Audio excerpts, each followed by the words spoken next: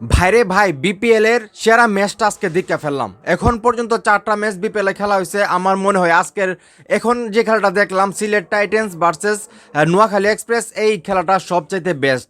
ভাইরে ভাই, লাস্টের 3টা ওভার এখন মনে হইতেছে যে সিলেট জিতবো, এখন মনে হইতেছে নোয়াখালী জিতবো, মানে পুরো মাথা হলো জ্বালা হয়ে গেছে ভাই। এই ম্যাচটা আমার মনে হয়েছিল যে নোয়াখালী জিততে যাবো যদি লাস্ট ওভারে যে বলটা ছিল উনি একটা নো বল দিছে, এই নো বলটা না দিলে হয়তো বা সিলেট টাইটান্স ম্যাচটা হাইরা যেত। সেই জায়গা থেকে সিলেট টাইটান্সের ভাগ্য ভালো যে তারা ম্যাচটা জিততে গেছে এবং একটা হোয়াইটও কিন্তু পাইছে লাস্টে। এই হোয়াইটটা না দিলেও হয়তো বা নোয়াখালী এক্সপ্রেস ম্যাচটা জিততে পারতো। ভাই দুর্দান্ত একটা ম্যাচ, মানে হার জিত খেলার মধ্যে আছে।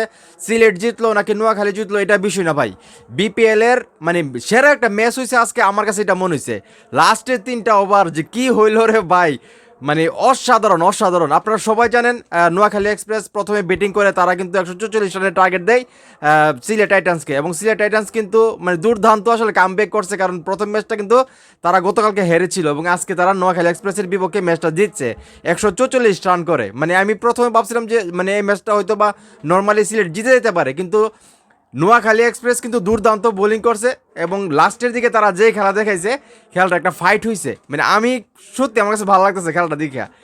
মানে আজকের এই ম্যাচটা আমার মনে হয় যে বিপিএল এর সেরা ম্যাচ হবে, আমার কাছে মনে হইতেছে আর কি। তো এখন এই মুহূর্তে যারা আমার এই ভিডিও দেখতেছেন, আজকের যে ম্যাচটা আমরা দেখলাম সিলেট টাইটান্স এবং নোয়াখালী এক্সপ্রেসের, এই ম্যাচটা আমার কাছে সেরা ম্যাচ মনে হইতেছে। আপনাদের কাছে এই ম্যাচটা কীরকম মনে হয়েছে? এবং আমি যেটা বললাম যে এখন মনে হইতেছে সিলেট জিতবো, এখন মনে হইতেছে নোয়াখালী জিতবো, মানে কার কার এরকম হয়েছে সেটা অবশ্যই কমেন্ট করে জানাবেন। ভিডিওটা ভালো লাগলে অবশ্যই শেয়ার করবেন।